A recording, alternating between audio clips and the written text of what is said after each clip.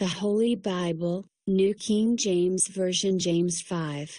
Come now, you rich, weep and howl for your miseries that are coming upon you. Your riches are corrupted, and your garments are moth-eaten. Your gold and silver are corroded, and their corrosion will be a witness against you and will eat your flesh like fire. You have heaped up treasure in the last days.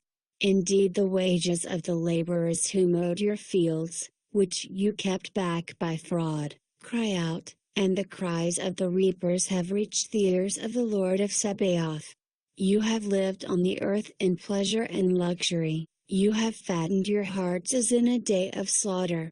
You have condemned, you have murdered the just, he does not resist you.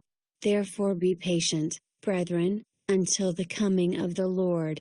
See how the farmer waits for the precious fruit of the earth, waiting patiently for it until it receives the early and latter rain.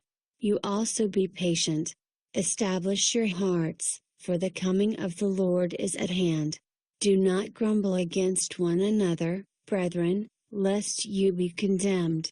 Behold, the judge is standing at the door. My brethren, take the prophets, who spoke in the name of the Lord, as an example of suffering and patience. Indeed, we count them blessed who endure. You have heard of the perseverance of Job and seen the end intended by the Lord, that the Lord is very compassionate and merciful. But above all, my brethren, do not swear, either by heaven or by earth or with any other oath. But let your yes be yes, and your no, no, lest you fall into judgment. Is anyone among you suffering? Let him pray. Is anyone cheerful? Let him sing psalms. Is anyone among you sick? Let him call for the elders of the church, and let them pray over him, anointing him with oil in the name of the Lord. And the prayer of faith will save the sick, and the Lord will raise him up. And if he has committed sins, he will be forgiven. Confess your trespasses to one another, and pray for one another, that you may be healed. The effective, fervent prayer of the righteous man avails much. Elijah was a man with a nature like ours, and he prayed earnestly that it would not rain, and it did not rain on the land for 3 years and 6 months.